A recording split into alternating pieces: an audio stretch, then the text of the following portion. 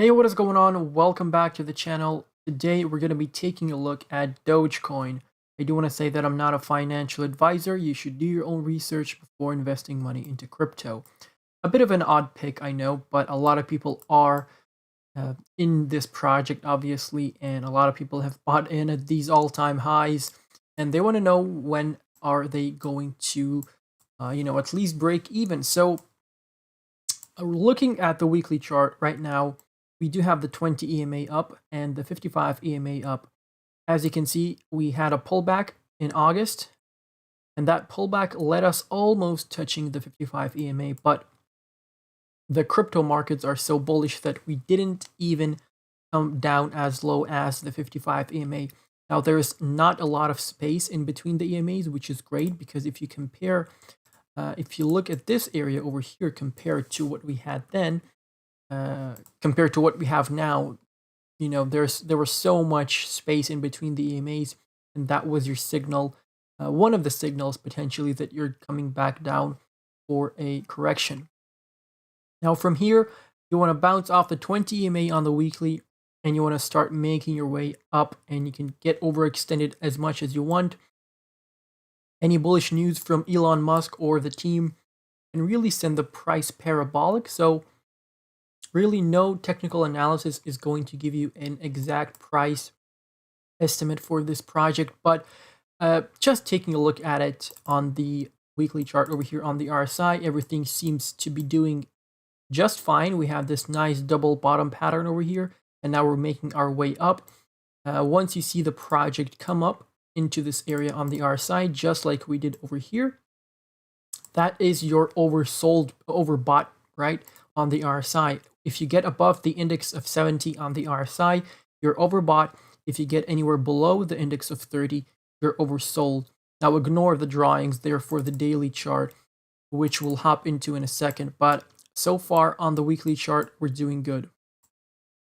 Now jumping into the daily chart, I'm going to get rid of the Fibonacci retracement just for now. So we do have an inverse head and shoulders playing out. We do have the left shoulder, the right shoulder over here, and the head over here. This white line is the neckline. The neckline pretty much connects. Actually, that is a bit wrong. I do apologize. Got it a bit wrong. So something like that. Yeah, I do apologize. So basically, the neckline is the two peaks in between the shoulders and the head. And the neckline pretty much connects that. You can take into consideration the fact that you can actually ignore the wicks, right? And only use the body candles for your patterns. That's something that you can do. So you can ignore the wicks there, right? And this is your neckline. So that was our target with the wrong neckline. I do apologize. So right now, what you want to do is you want to take a trend line, set it from the low of the head all the way up to the resistance to the neckline, and then place it at the breakout. So I think if this is going to be our breakout, then that is going to be our target. And let me take a price tag and just slap it on there. 32 cents, right? That's what we're looking at if we're going to break this neckline back test as support. Then you're looking very bullish. And I do expect Elon Musk to talk about Dogecoin by the end of the year to send it absolutely parabolic. So obviously, I think $1 is very doable. And I think we might even come as close as $2 in this cycle, right?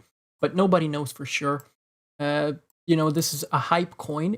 I know the devs are working on stuff and are working on utility, but any tweet about Dogecoin from any pretty much celebrity can send the price absolutely parabolic. So be careful with this coin.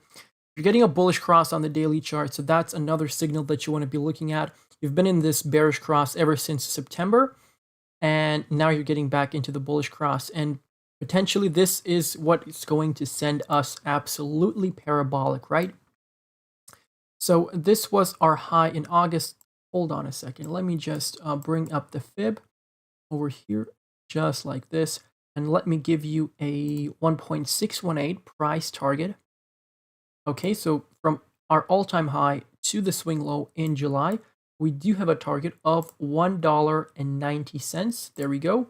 right over there. So that's our 1.618 Fibonacci extension price target based on the fact that, assuming the fact that we're going to break this high, right? This previous all-time high, solidify above this level, and then you're looking at that move towards $1.90, which is very possible. Just like I said, even without the fib, I think moving into $2 territory is pretty doable for Dogecoin. So we are in this inverse head and shoulders.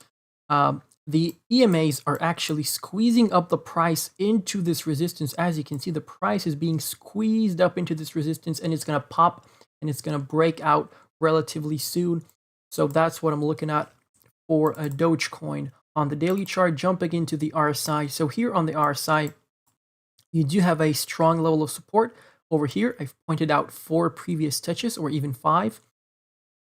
And this is potentially where you want to be dollar cost averaging into this project. If you see the prices, coming back down, the market's coming back down, Bitcoin's correcting, obviously the alts will follow, and you can see Dogecoin coming back into this area, but not guaranteed that, right? We can, for all I know, we can absolutely go parabolic from here and enter this phase and dump down in January. But either way, you're looking for this overbought zone on the daily and on the weekly chart and on the monthly chart.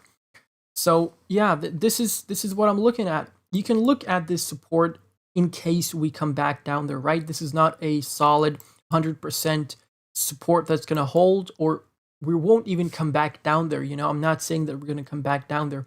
Just something to keep in mind. And if you see a pullback, I'm going to give you some support levels right now. Obviously, the 20 EMA on the daily chart is super crucial to hold, because we want to hold that as support, and only then are we going to be able to continue with our uptrend. I don't know why the fib is moving. So what else? If we have a little pullback, you can actually look at the 0.236 for support, which is 23 cents basically.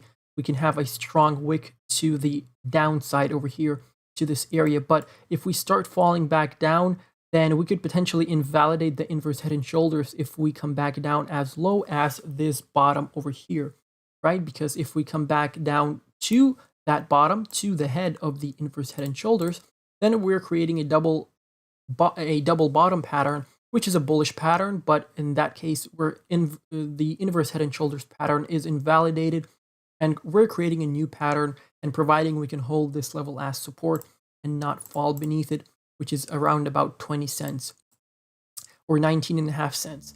So yeah, we're looking bullish currently for Dogecoin. If you're involved in the project and you bought in somewhere in here at these high numbers, or even before that up there, then don't worry. I think you're going to be able to get out of the project in profit even. So just hold tight, dollar cost average, and everything will be great.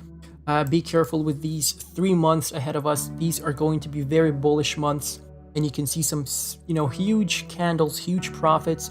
So make sure you take profits on some of the projects, because you don't want to ride the wave up like so many people did in 2017 and then ride the wave down for that pullback that we're going to get. And eventually we're going to get that pullback regardless if it's the pullback into the bear market, or is it just a pullback before the next leg up in the market? Nobody knows for sure, but we're going to have a pullback regardless, so you have to be ready for that. So that's it pretty much for me, guys. Make sure to check out the Telegram chat and the Discord server. Those are 2 very good platforms for anyone who's new into cryptocurrencies, because a lot of help is in those chats. If you need anything, you can ask the chat and you will get a response pretty much immediately. And I do hop in there every once in a while and chat with you guys. So that's pretty much it for me. I'm gonna catch you in the next one. Goodbye and good night.